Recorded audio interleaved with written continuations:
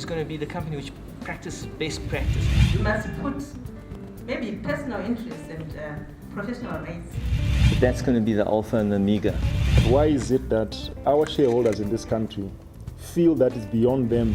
What can we do in terms of encouraging shareholder participation? People do not have access to the information. I think certainly education is required. We appreciate the importance of an effective and efficient capital market in raising investor confidence.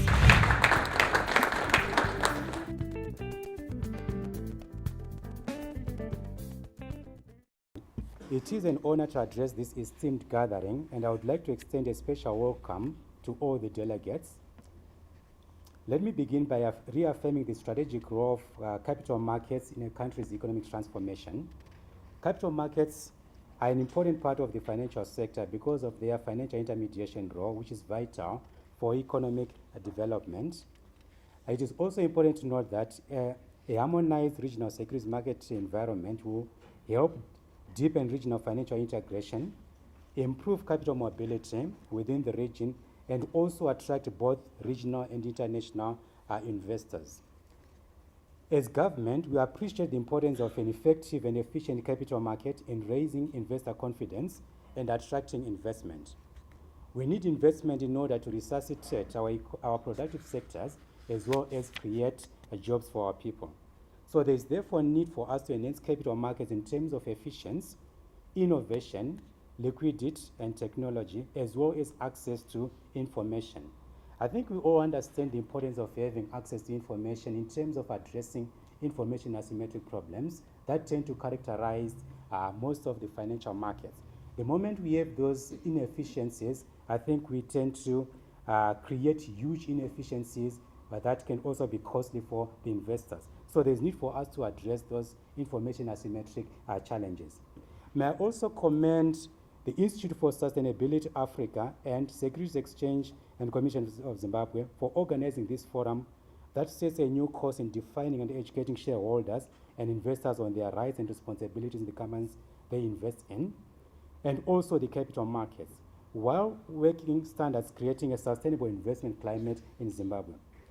This conference provides a platform for defining investment values in Zimbabwe through shareholders' activism in our capital markets and companies. As you are aware, the government has launched an economic blueprint, the Zim Asset, which outlines the vision towards sustainable social and economic development.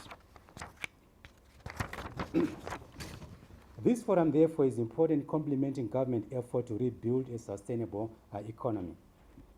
Okay. Despite many factors that hold back investors, members should strive to address issues surrounding technology, access to information, data availability, and harmonization of rules. I therefore urge Secz and Zimbabwe Stock Exchange to continue complementing government efforts in a number of areas, particularly issues pertaining to the management of the perceived country risk, provision of access to information which will help us reduce transaction costs, and also promoting regulatory effectiveness. It is my hope that through this conference, inherent issues that have been affecting our potential to attract investment will be addressed, namely poor corporate governance. I think we're all aware of some of the challenges that we're facing as a country, lack of shareholder activism, unethical business practices, poor corporate reputation, a failure of companies to embrace international best practices, and poor corporate disclosure and accountability. So these are some of the issues that we tend to grapple with as we try to make sure that we have got efficient markets.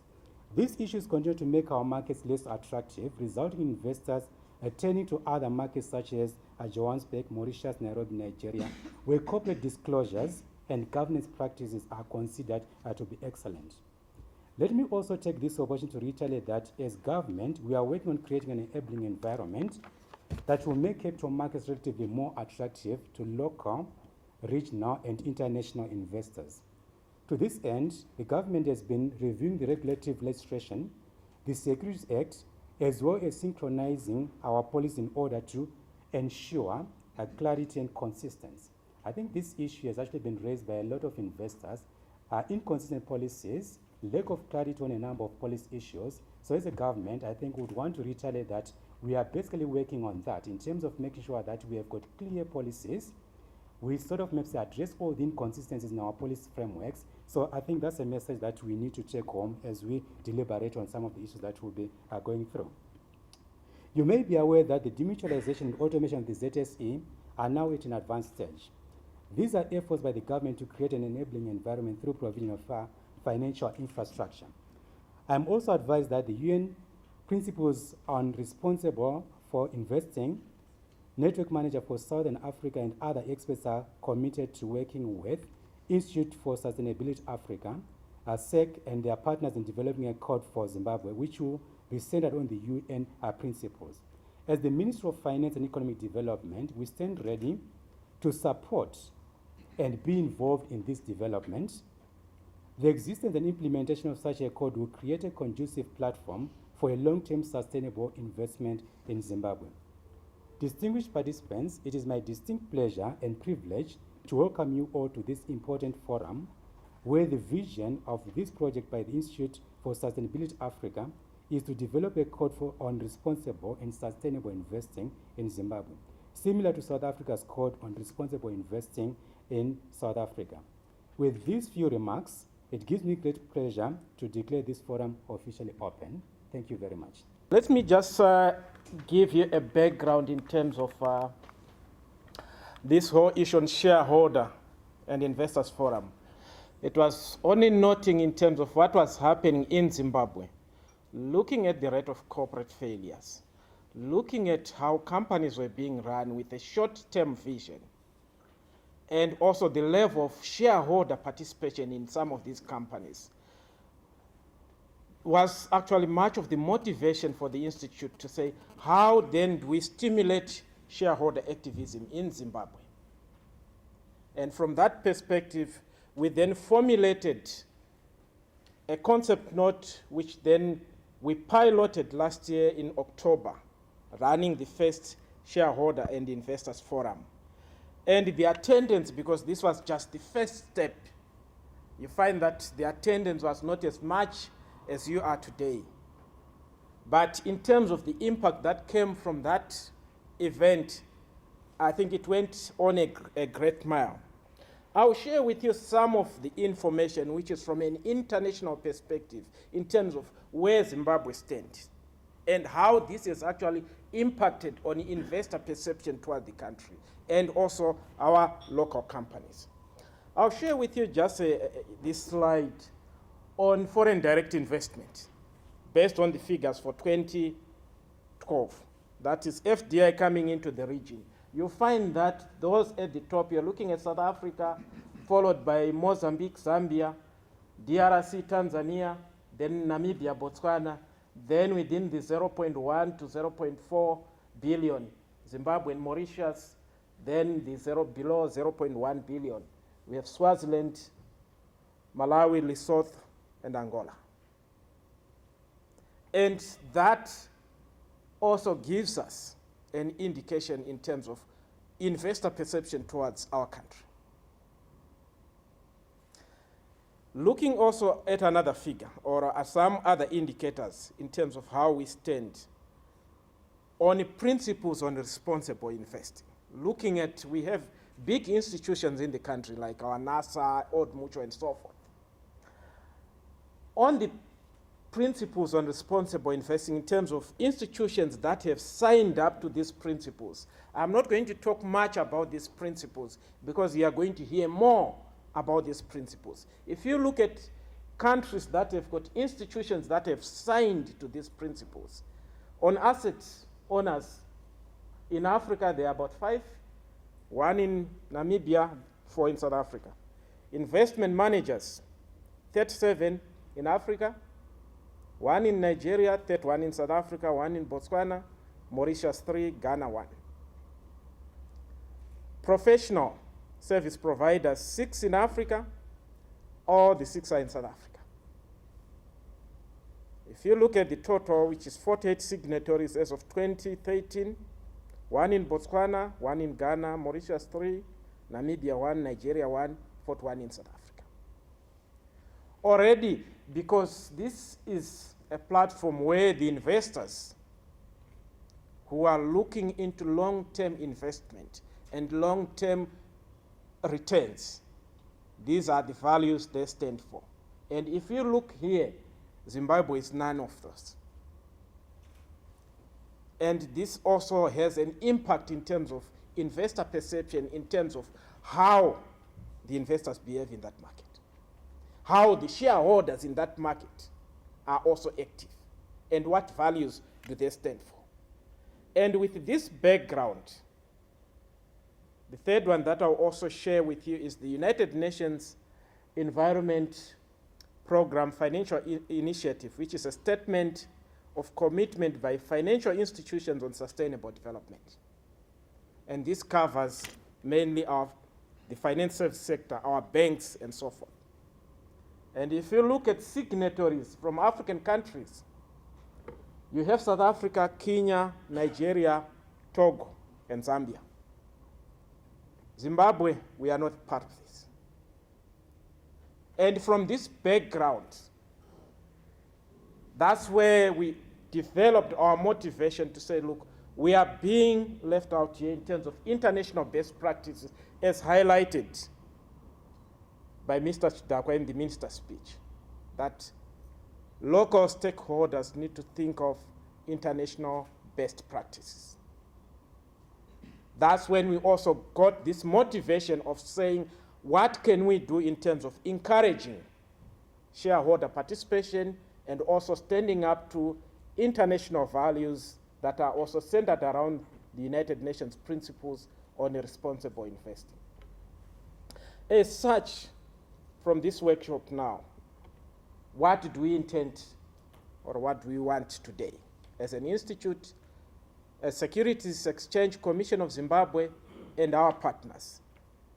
Firstly, is to influence shareholders and investors to consider environmental, social, and governance in investment decisions. We have to hold the companies that we invest in accountable when it comes to environmental issues, social issues, and governance issues, how these companies are run. Secondly, develop an awareness on shareholders' rights and responsibilities through shareholder activism. Based on our pilot shareholders in forum, we have also seen some minority shareholders who are beginning to brave up to stand at AGMs, to raise up their voice, to raise up issues on how the company is being managed. We have also seen companies that have now started issuing out dividends, which they never used to be issuing out in the previous years. So thirdly, we are looking at influencing a commitment by shareholders and institutions in Zimbabwe towards UN principles on responsible investing as part of our investment climate values. And lastly, we are also looking at initiating a process towards formulating a code on responsible investing in Zimbabwe. So this conference and the prior one are some of those first steps of a 1,000 miles journey that will lead to Zimbabwe having its own code on responsible investing, as like in countries like South Africa. We're also looking at working on sustainable stock exchange initiatives as well. And we have been interacting with the office, and we are hoping to also engage with the capital market, the Zimbabwe Stock Exchange, so that we move towards that position. In closing, we are actually urging companies in Zimbabwe to consider balancing today's profits with tomorrow's sustainability. Because if we look at a number of the companies, they are run with a short-term view without thinking about leaving this company for the next generation.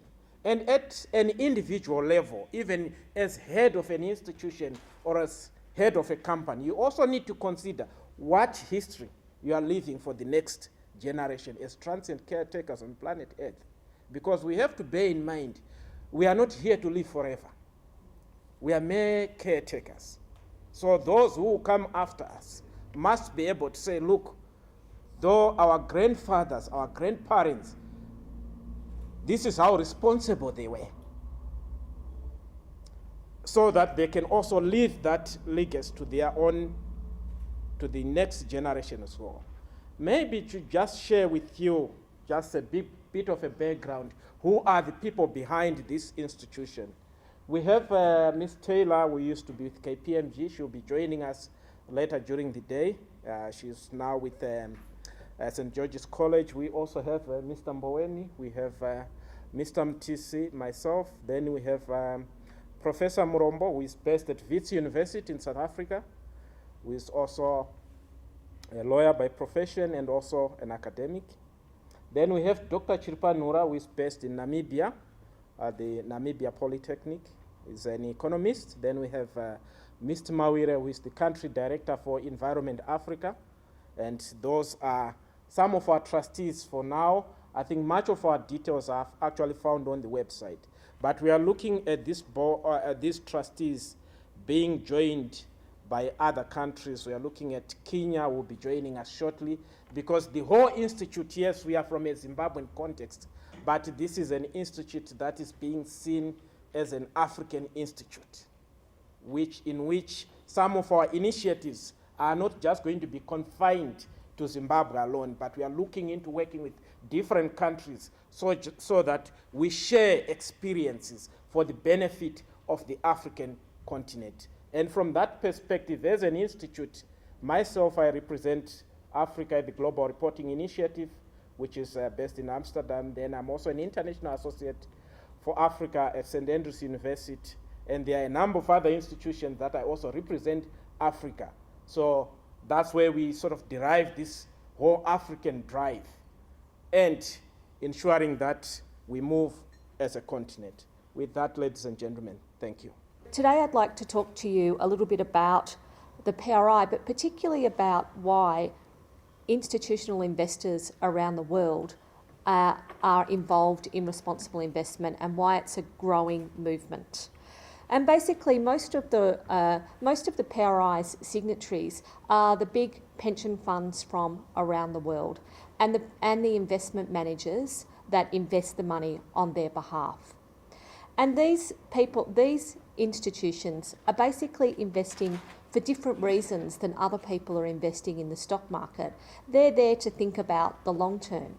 They're there because they're investing other people's money. They're there because they're investing people's retirement savings. And a young person who is joining a pension fund somewhere in the world, whether that's in Africa or other parts of the world today, they want their institutions to be thinking about the long term, because they're not going to be retiring if they're joining a pension fund today for another 40 or 50 years. And they need their pension funds to be thinking about the issues that are facing the world, not just today, but the issues that are facing the world in the future, the impacts that they will have on companies, and how companies are dealing with those issues. And as I said, that's why that we're seeing such an interest in responsible investing. So really today, the world as we know it is changing, and it's changing in some fairly dramatic ways. Across the globe, we face some major demographic and structural changes.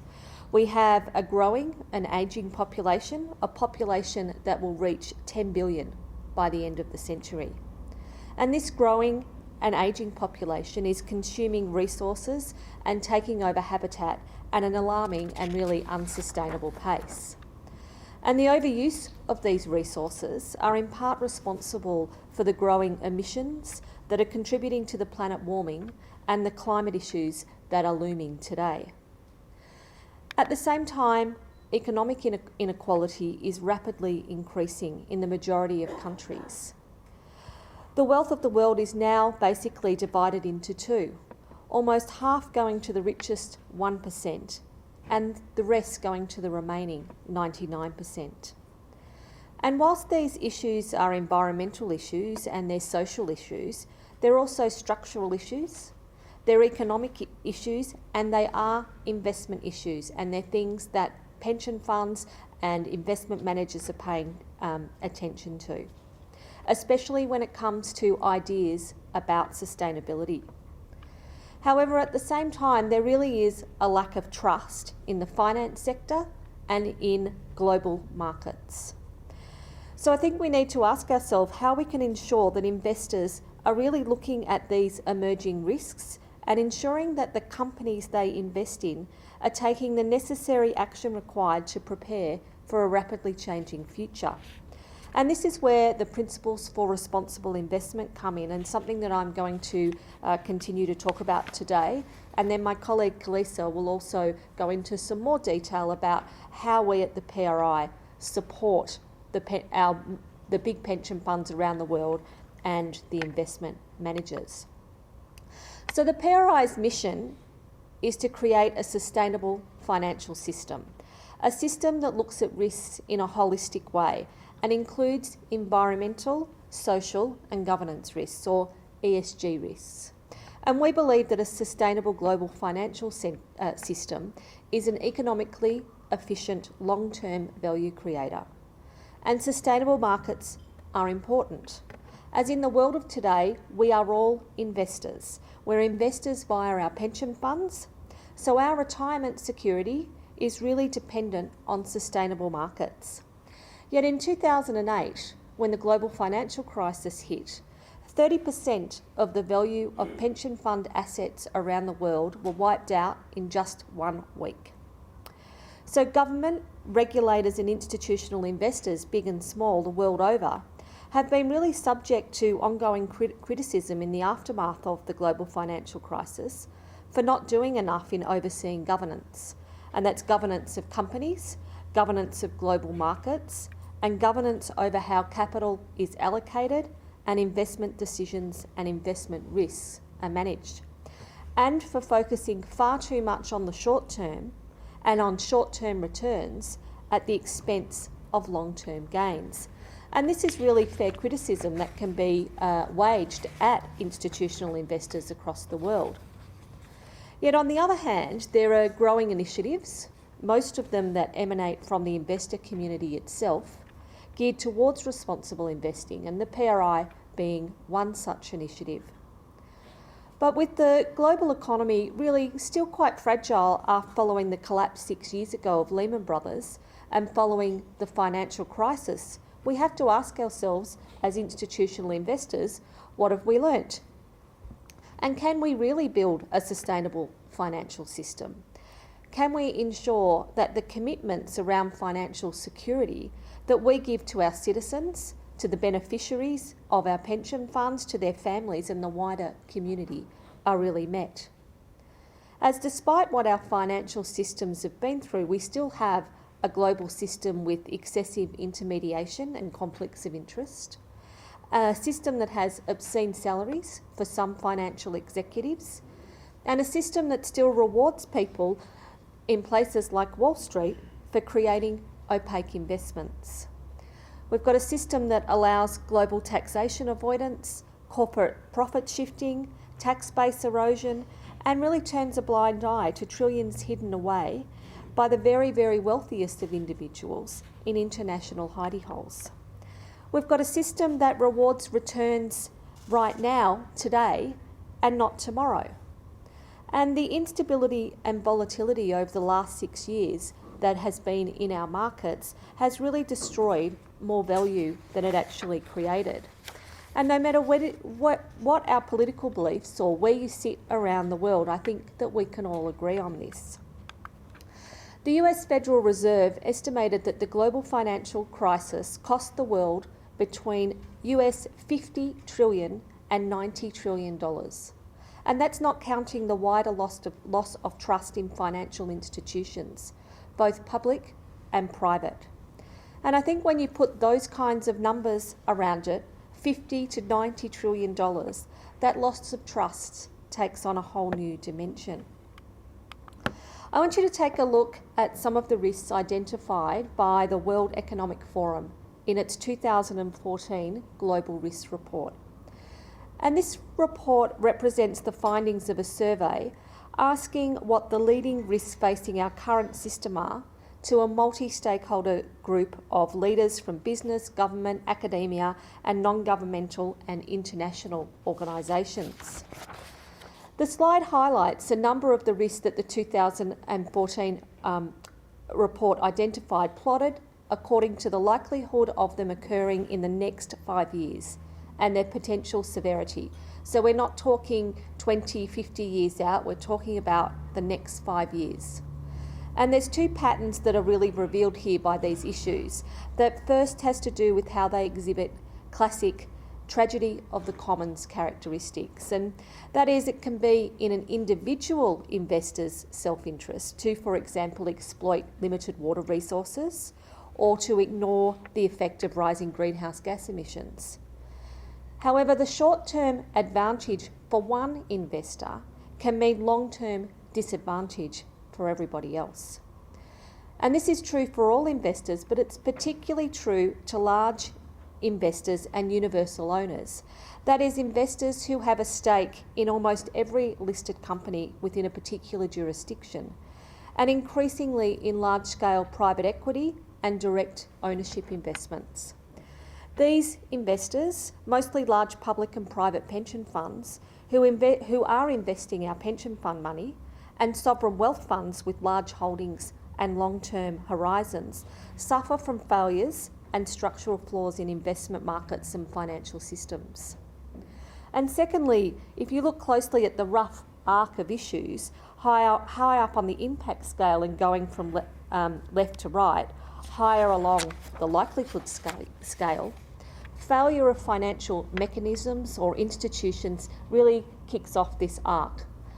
Fiscal crisis sits up high and in between a host of environmental issues, with social inequality and extreme weather providing for really a rather gloomy outlook. And most of these issues can be categorised in a broad sense as ESG issues, or environmental, social and governance issues, which can and do affect investment performance, especially long-term performance, and the long-term matters. As today, life expectancy across the world is on the rise, and many children born today in the developed world will celebrate their 100th birthday. And whilst life expectancy differs among most African countries, advances in access to medical care means that Africans are also now living longer than ever before.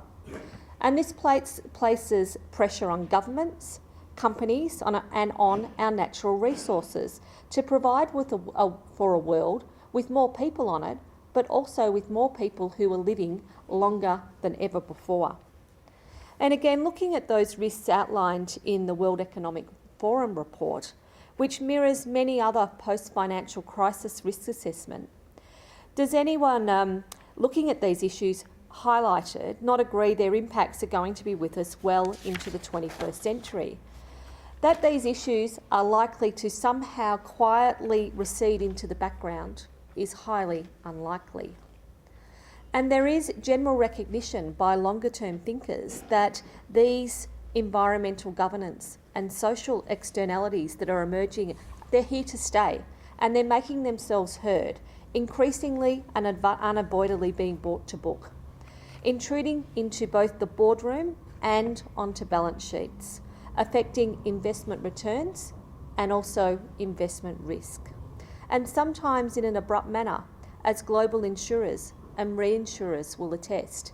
If you look at some of the costs that insurers have had to face in terms of some of the big climate events that have happened around the world over the last decade, they are certainly paying attention to these issues, as they are very much investment issues. So we know that short-term results should not be the predominant measure as to whether an investment is good or bad. We know that we should have much better alignment between the investment objectives and the remuneration of the people doing the investments on our behalves. We know that the daily business of trading, buying and selling, endless arbitrage, high-frequency trading, making minute-by-minute up and down bets, living for today, at best for tomorrow, is different from the much, much harder task of creating long-term value in our economies. and in the companies that are in our economies. So the average holding period for a stock was about 4 years in 1970. By 2008, it had fallen to 2 months. And by 2011, it had plunged to 22 seconds. So given the rapid ascent of high-frequency trading, even in the last 3 years, it's likely that across the world, stocks are held for just a fraction of a few seconds. And this is why we need many, many more long-term investors in our markets, those who are looking for long-term value, those who have got patient capital and long-term horizons.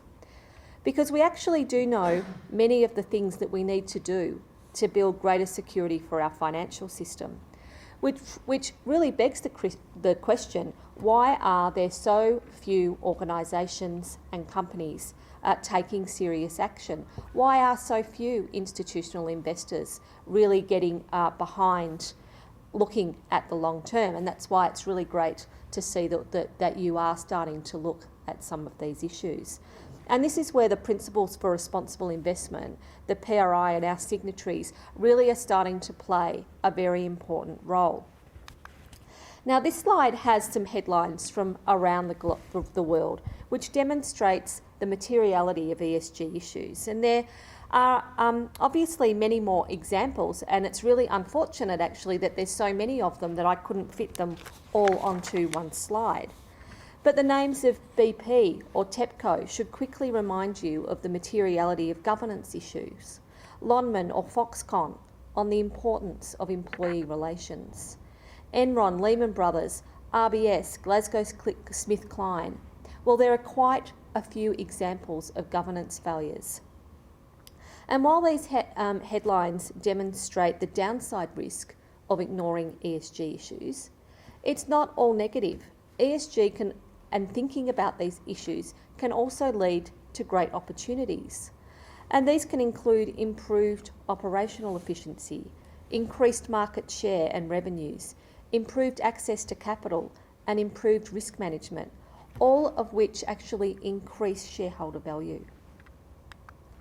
Now, these statistics on this slide come from a recent Ernst & Young report, showing how sustainability issues are gaining increased attention from investors around the world in the form of shareholder-sponsored resolutions. Ernst & Young reviewed more than 900 proposals filed at Russell 3000 companies, which is a US index, and found that environmental and social issues comprise of almost 40% of shareholder proposals. You can see here a rough breakdown on the category of these E&S issues, but what's even more striking to me is the figure which shows how these shareholder proposals have been gaining increasing support from investors. The average support for E&S proposals is approximately 20%, which is double what it was in 2005. And the reason why we've seen this trend is really quite clear. It's because ESG issues are material, and paying attention to them is necessary to being a better investor. And it is within this context that the PRI operates. So what are the 6 principles for responsible investment, and how do they affect investor behaviour? Briefly, our 1,200 signatories have agreed and committed to incorporate ESG factors into their investment decision making. They've agreed to be active owners of the companies that they hold, to seek disclosure of ESG information from the companies that they invest in, to promote responsible investment, to collaborate with other investors around the world on implementing these principles, and importantly, to report their progress in implementing the principles on an annual basis. Because it is one thing to sign up to a code or a set of principles, it is another to actually begin the much harder task of implementing a code or a set of principles across all of your investments and your investment beliefs. And this is something that Khalees is going to talk a little bit more about when he presents about how we support people to begin to implement the principles and how it fits in with other codes around the world, how we complement codes like CORISA in South Africa. So here in Southern Africa, we actually have 51 signatories. I think we've got a few more, Rodney, since we gave you that information. And they represent more than $850 billion US dollars. And our signatories include some of the largest pension funds and fund management firms here in Southern Africa. We have no signatories from Zimbabwe, as Rodney said, and we hope this is something that will soon change and that you'll join with us in a global effort to focus on governance of the companies that you invest in. Join it with us in focusing on market security and focusing on the emerging environmental and social issues that we all face.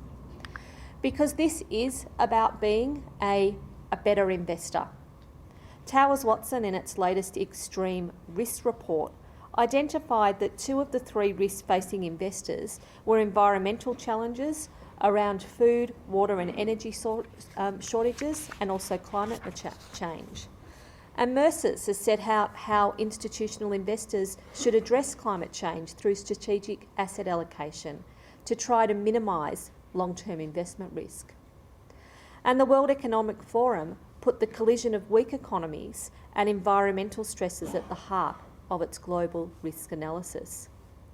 But of course, there are those people who cast doubts, and there are many misconceptions about what it means to be a responsible investor and what the implications will be. So I want to be really clear that we believe that responsible investment is about being a better investor.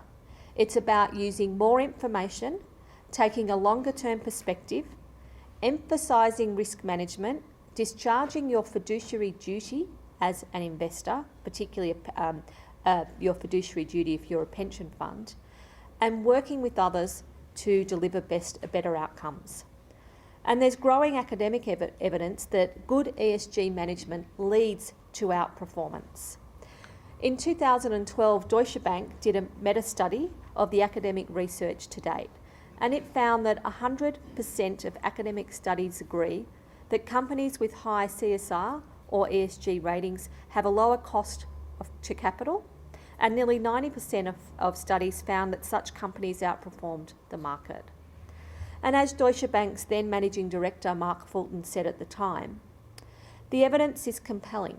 Sustainable investing can be a clear win for investors and for companies. And we believe that ESG analysis should be built into the investment processes for every serious investor and into the corporate strategy of every company that cares about shareholder value. So just to recap, responsible investment is about performance. It's not about philanthropy. It's about improving returns. It's not about sacrificing returns. It's about managing your risks. It's about good practice, and it's about an investor's fiduciary duty to their beneficiaries and to their clients.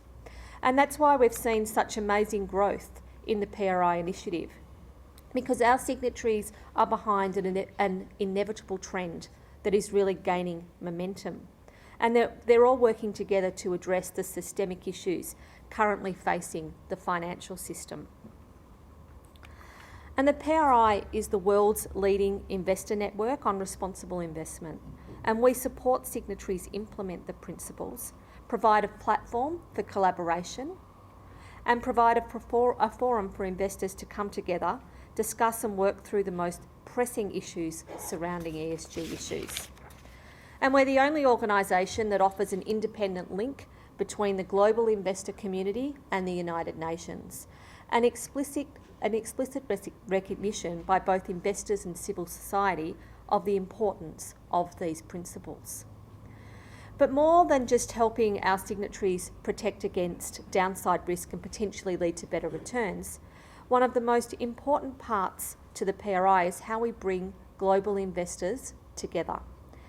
By working together, I think we're really in a unique position to tackle the larger systemic risks in our markets.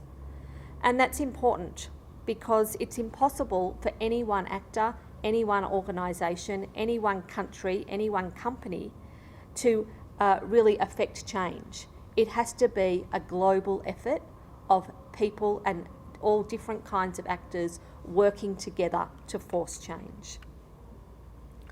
And supporting our international activity is our policy and research capability, because we recognise, as I said, that investors can only do so much on their own. We, within existing policy and regulatory frameworks, to create a sustainable financial system. This is why we need stock exchanges on board. We need governments, we need regulators on board as well. And it's good to see that the government and the exchanges have come together here today as well to start looking at these issues. Because changes in public policy will be necessary to tackle many of the issues that the PRI and its signatories are trying to address. Just one quick thing, our annual conference, which brings together the key responsible investment pension funds and firms, will be held from the 24th of the 26th of September in Montreal. And we'd really encourage some of you and some of your institutions to think about attending, and so you can really have a look at what people are